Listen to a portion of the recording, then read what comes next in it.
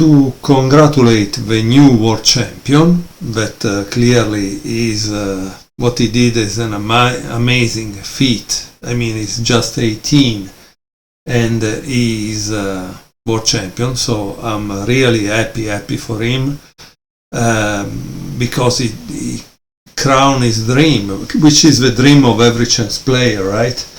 But unfortunately not everybody can be that kind of good in chess.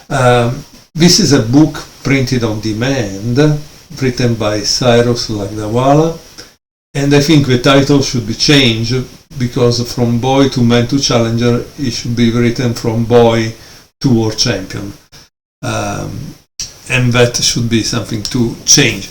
Then of course here you can see Cyrus Lagdawala, that is a very famous chess writer, and again to congratulate Mr. Gukesh, that has made this incredible thing to become world champion today on December 12, 2024. I will show one of his games from chapter 3 on the attack. It was played in the Under 11 National Open in Pune, India in 2017. It seems he was just 10 years old, right? Okay, it starts with d4, and here there is a long thing written by Lagdawala saying, I beg my students to study the classics. Unfortunately, most of them only believe that history began on the day of their birth, and they refuse. This is perhaps the earliest example of an annihilation of a defensive barrier with a double bishop sacrifice. Obviously, as soon as he said that, double bishop sacrifice, the mind comes to the game Lasker versus Bauer, that I think, yeah, is this one, Lasker versus Bauer, Amsterdam 1889. Yeah, okay, it's a game that everybody should know. It's like f4, I think d5. At a certain point Lasker put this here, there is the other bishop there, and there is a sacrifice on g7, if I remember well.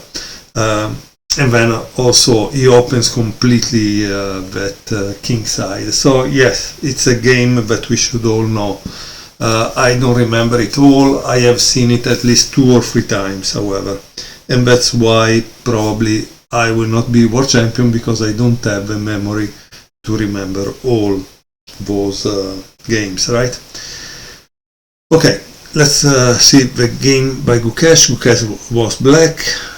d5, c4, c6, knight c3, knight f6, e3, e6, knight f3, knight bd7, bishop d3, d takes c4, bishop takes c4, b5, bishop d3, a6, a4, and here there is a diagram.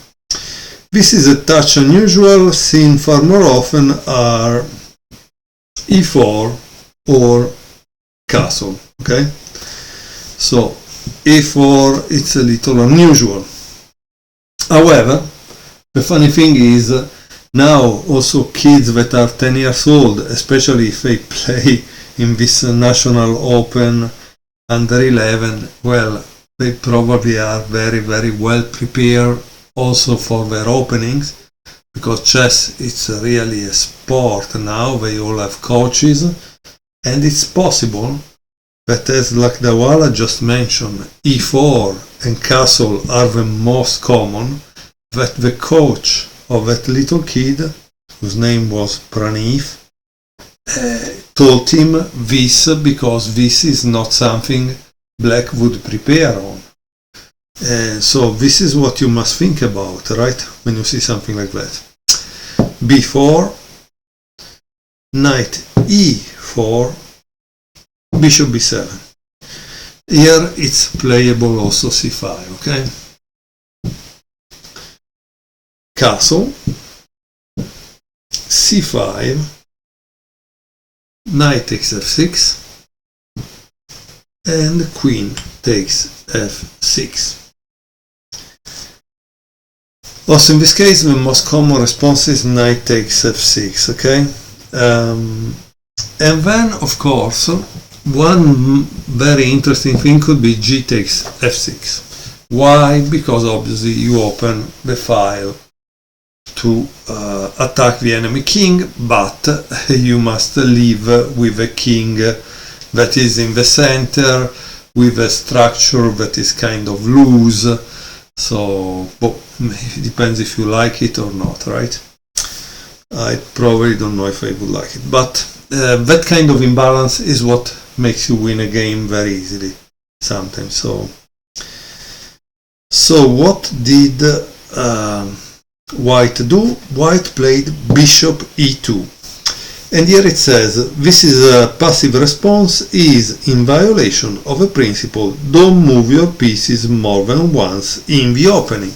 So generally what should have White do or does? e4. e4 is the move because you create immediately a problem in the center, right? So e4 makes more sense than bishop e2. It's really strange that White played this move. So what did Gukesh play? Can you guess? Try to pause the video and guess what Gukesh played. As a good habit, I would tell you buy one of these sand clock, 3 minutes, you turn it, you pause the video for 3 minutes, and you see if you're able to guess what Gukesh played and why, okay? So try to do this exercise because it's a good way for you guys to improve your chess. Gukesh played g5. One of the great joys of going over our childhood games is that they always make us laugh. Who are you? And what have you done with the real Domaraju Gukesh? Wow, what a hothead! Gukesh really should consider switching to decaf and stop playing so many violent video games. As you can see, Gukesh played chess a wee bit differently back then. This is obviously a committal and potentially weakening pawn push. Yet, it's still within the sphere of soundness, according to the engine. Okay, however, it seems that this move was a little more balanced, which makes sense because you want to develop all your pieces. Instead, Gukesh played this, that it's a typical world champion move, a la Botvinnik, we could say, right? Okay, after that there was b3, and here Lakdawala says we are reminded of Bruce Lee line from Enter the Dragon, boards don't eat back. This is a strong response, planning a fianchetto on the same diagonal as the black queen and h8 rook. Okay? b3, g4. Here White could have played knight e1, but he played knight d2, after which there was c takes d4, bishop b2, as you can see, the fianchetto thing, and now you should try to think what Gukesh played, because the move e5 is not good, and I don't tell you why. I think you should try to find it for yourself. The move that Gukesh played was bishop d6, and the problem is that White blunders here. So White played knight c4, which is a blunder. Why is a blunder? And again, you remember that in the beginning Lakdawala give this example of a game played in 1889 by Lasker, which demolished the defense of black on g7 and h7. So telling you that you should already have an idea of what happened in this game. So I hope you paused the video, found the move, but in any case, Lakdavala asked exercise, combination alert, what did white overlook when he played his last move? Answer, annihilation of his defensive barrier via a double piece sacrifice. As you can see, this is really like the game by Lasker. In fact, there are two, but there is also a game by Tarash, I think, that did something like that, or Tartakova. One of the two really had something like that. Bishop take h2. Fantastic move. Fantastic move. Clearly, as you can see, a world champion in the making. King takes h2. Queen h4. King g1. And once more, pause the video and find out what is the next move by Gukesh. If you need, use your 3 minutes clock, okay?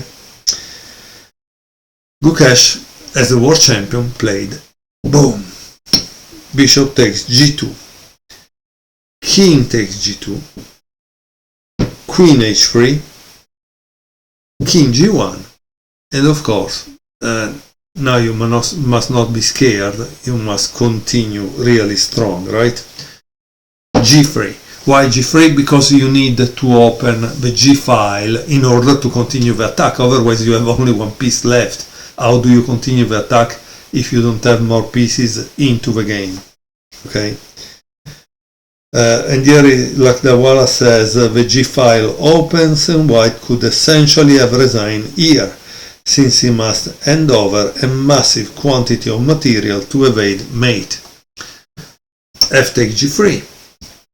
Queen takes g3, king h1, queen h3, king g1, rook g8, bishop g4.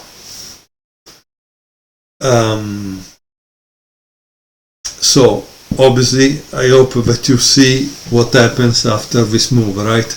If white played king f2, you would know why they call me Mr. Checkmate, because I checkmate, right?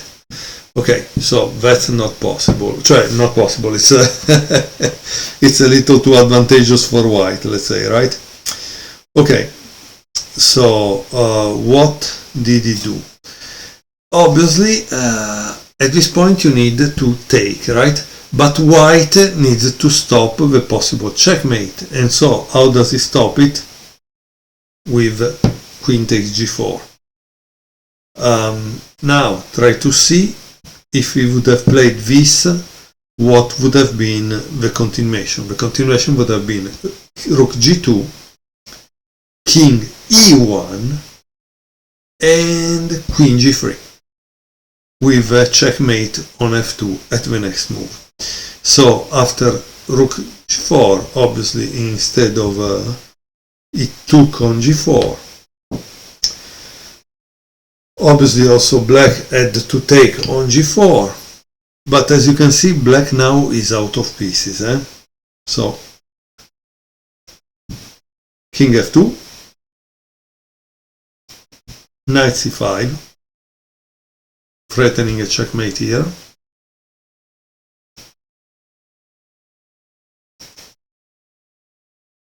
And rook a d1, blocking the checkmate.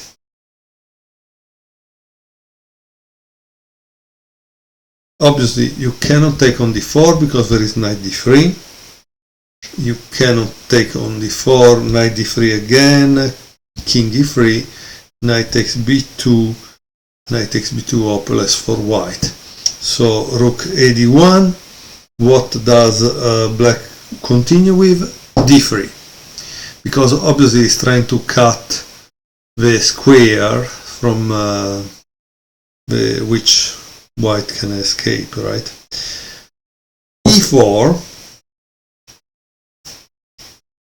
Queen E2, King G1, and now I think there is a beautiful move that we also have seen in some tactical position, which is finally castling.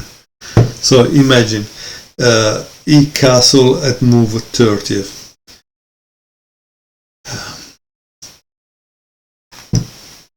He played rook takes f7, but honestly, what can you do at this point? Yeah, this is the rook d1, right? Rook g8, bishop g7, rook takes d1, sorry, queen takes d1, rook f2, queen e2, king g3.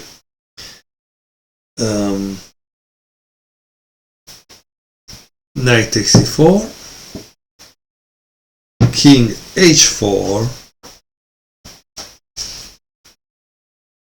and this is a funny thing that, like the Vala says, sacred kid rule, never resign, no matter how busted you are. Kids, as we all know, tend to have high tolerance for pain. This allows a mate in 3. So let's see what is the checkmate in 3 moves. And eventually, if you want to calculate the checkmate in 3 moves, pause the video and do it, because it's a good exercise in calculation. Queen h2, king g4, queen g3, king h5, and of course the last move is queen g5. Once more, thank you very much for watching, and all the best to the new world champion of the world. It's great to have such a great guy, a young guy, that I'm sure will probably create a boom about chess in India. So I'm really happy, because India is a beautiful country with very hardworking, smart people, and Gukesh is clearly a good influence for the young people there. Thank you very much for watching.